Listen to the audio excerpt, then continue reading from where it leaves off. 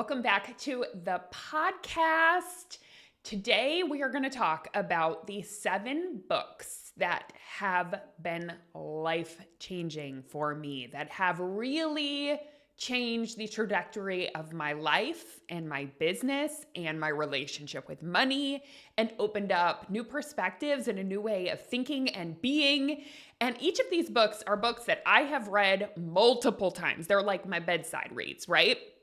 And the reason I was inspired to record this episode is actually because last night I was going through all of my books. I have so many books, like 3 bookshelves of books just completely packed. And me and my husband are in the process of clearing out the old, bringing what we want to keep with us, simplifying our life. We are getting ready to move to Maui, and we are moving full time.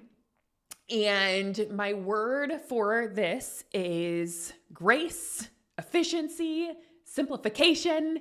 So with that, it means we're not bringing everything with us. And we have a pretty big house in LA that we have just been storing stuff in for the past 9 years. When I say storing stuff, I mean, we didn't do a lot of decluttering. We had a lot of space in this house, so that meant we had a lot of room to store stuff. So we are deep in that process right now. And last night it was all about books, and it was so fun to go through them and look through the books that have just really changed my life throughout the years. Books are something I love. I am such a reader. I have read hundreds of books in this house in the 9 years that I have lived here.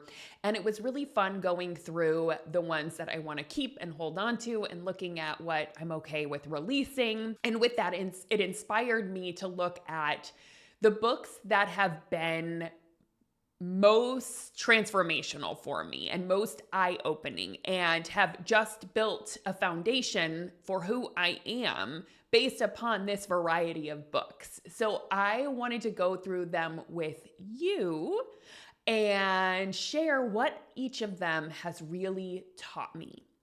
So the first book is The Surrender Experiment. And I picked that as my first book because that's probably the one that I have listened to the most. I have read it and I also have it on audiobook. And I have listened to that several times because I feel like oftentimes that is the teaching that I need, is to lean into surrender. Especially being someone who is ambitious and likes to go after things and is willing to take action, is willing to really try and give things my all. Sometimes the balance that I need is surrendering my vision to the universe and surrendering it to God and surrendering it to a higher organization that can do things more effectively and efficiently on my behalf. That is oftentimes the opportunity for me. And Michael Singer has really taught me how to do that through the book, The Surrender Experiment. And to summarize some of the things that I have really gotten out of this book, well, first of all, Michael Singer is an amazing human being. I mean, he has created incredible things in this lifetime, and it takes us through his entire journey of adulthood and talks about back when he was just a hippie and building homes and kind of taking on any tasks that he could. He started teaching and eventually built a billion-dollar business, was a business that he sold for $5 billion. And his spiritual practice and his way of doing things was not necessarily intentionally manifesting. His was always coming back to source, coming back to God, coming back and having spirituality and meditation and God be the foundation for everything that he does and everything that he says yes to. And so he's all about surrender. And I'm a big fan of surrender. And I'm also a big fan of intentionally manifesting when you have a soul desire. So for me, my path is combining manifestation and conscious manifestation and taking action and balancing that out with surrendering it to a higher power, a higher force. And so if you want to learn more about how to do that and how to come back to source, how to come back to God, and how to make that a practice and a foundation for everything that you do and lean further into surrender, I think you're going to absolutely love this book. And what's great about this book is it's also really entertaining. I find it easy to listen to, easy to read. I find it interesting. And as someone who tends to get distracted easily, sometimes books I'll read like a couple chapters and then I'm done. With this one, I have listened to this so many times and I keep coming back to it. And it's one that I'll even like, if I get on a long plane ride, I just love to turn it on because it's such a fantastic reminder. So that is The Surrender Experiment by Michael Singer. The second book I picked to share with you is called The Soul of Money by Lynne Twist. And if you've been in my world long enough, if you're new to me, I'll tell you about this book. But if you've been in my world for a while or listening to this podcast, you've probably heard me quote Lynne Twist, because one of my favorite quotes that I think about abundance and money and anything that we are calling in came from this book. The quote is, "What you appreciate appreciates." And what I love about The Soul of Money is that for me, what it did was it opened my mind to a new way of looking at money, where it is connected to a soul purpose, where we do get to connect it to our highest values, where we can use it for good in the world. And what Lynne Twist taught me in The Soul of Money is really about abundance and how we live in an abundant universe. And she really talks about the difference between abundance and scarcity. And she also talks about leaning into a sufficiency mindset. And I have used this book to really cultivate a practice for myself that helped me lean deeper into abundance and to understand money on a new level. So if you're wanting to dive into money work or see a new perspective of holding money, I think you will really love this book. And again, this is one that I've listened to time and time. What I really like about this book is that you can pick it up and just pick any chapter, whichever one resonates. After I read through the entire book, I found that time after time, I would just pick it up and read one chapter. I would read, oh gosh, this is the one that I need for today. I want to read a little bit more about scarcity. So I would dive into that and I just love it. And I thank Lynne Twist for putting these beautiful words and these messages down on a book because it has been really life-changing for me. All right, the third book that has changed my life and really helps me come into a state of groundedness and presence, and honestly, just reading it in and of itself is a meditation practice for me. It is The Power of Now by Eckhart Tolle.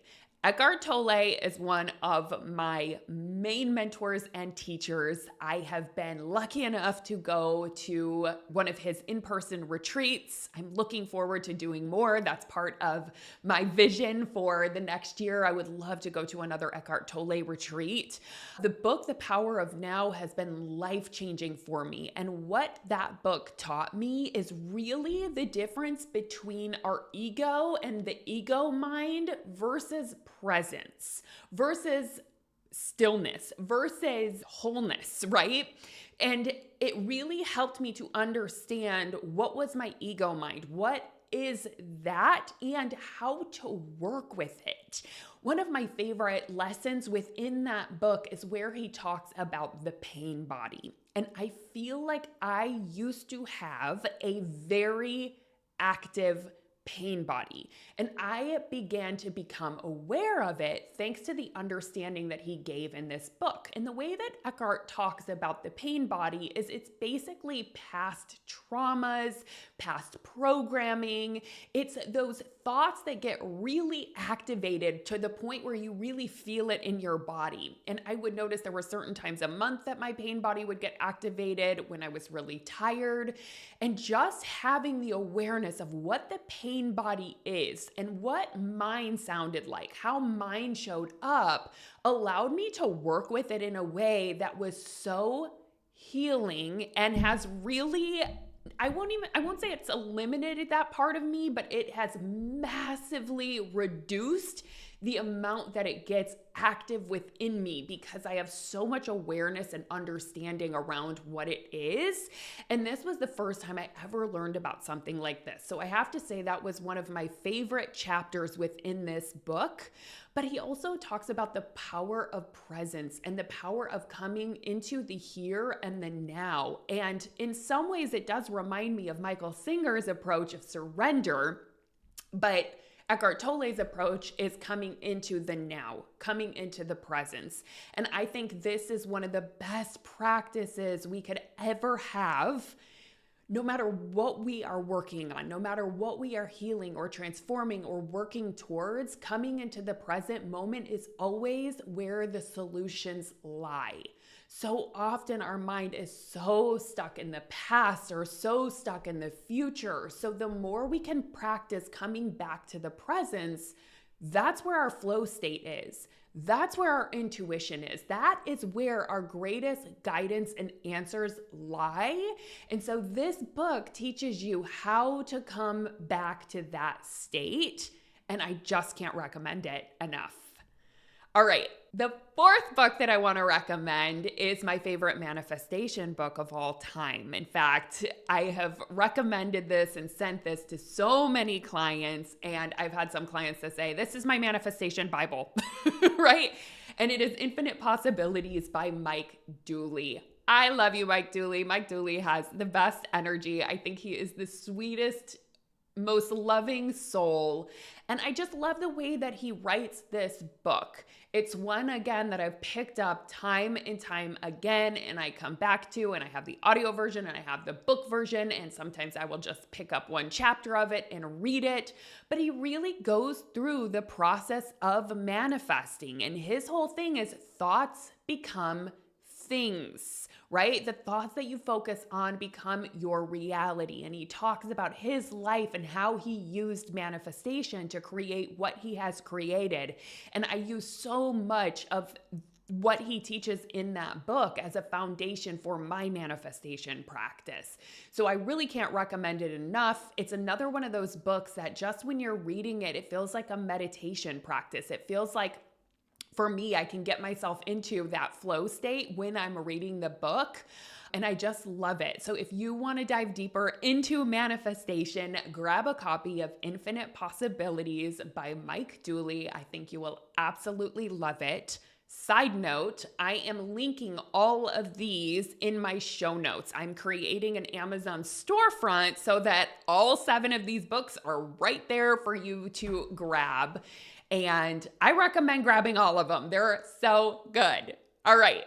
The next one that I have read over and over and over and over is The Big Leap by Gay Hendricks. And this book was really, really insightful for me when I felt like I was hitting up against what he calls an upper limit, meaning I felt stuck. I felt like I was playing out the same patterns. I couldn't go beyond a certain income level.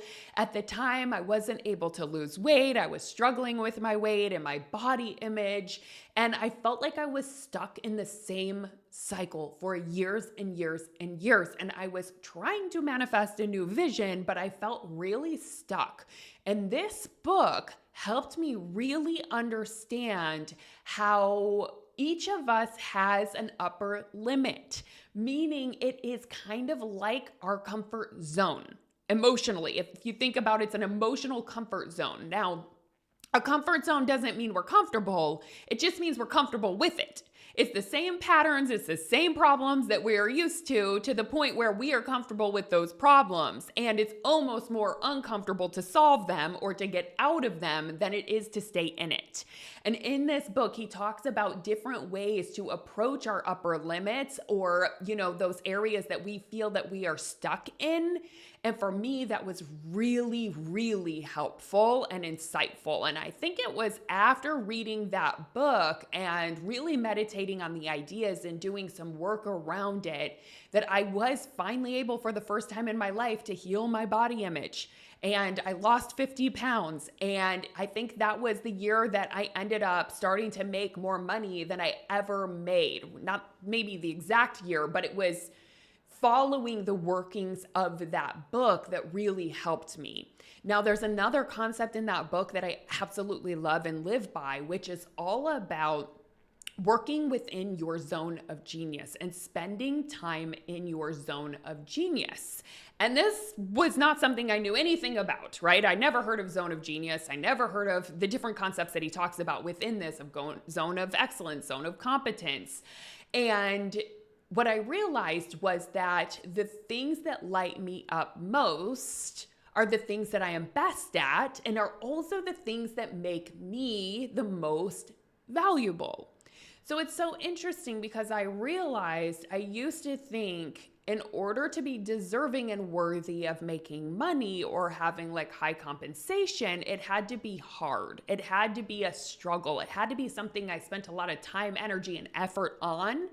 But what I realized after understanding our zone of genius and why we should be spending more time in that energy, in those activities that are within our zone of genius, I realized that it's really the things that light me up most, that make me feel most alive, that I love the most, that are actually the things that are most worthy of high compensation. So I actually started believing the more fun that I'm having, the more money I make. The more I'm lit up, the more money I make. The better I am at something, the more money I make. The more time I spend in the activities that light me up, the better my business is going to do, the better I'm going to do, the more it's going to grow. And that was eye-opening and so helpful. So I can't recommend that book enough, especially if you feel like you've hit an upper limit or are stuck. Grab a copy of The Big Leap in the show notes. Okay, 2 others that are by the same author. This is 6 and number 7 on my list of favorite books that have created the foundation of me. And one of them is Dissolve the Problem by Richard Dotts. And the last one is It Is Done by Richard Dotts. Both teeny tiny books. You can read these books in 2 days, right? If you're a fast reader, you read it in 1 day. I'm a slow reader. I like to really take my time with books, but you can read this book in 2 days, but it is so powerful. At least that's what I think about it. So Dissolve the Problem. Let's talk about that one first. Love this book.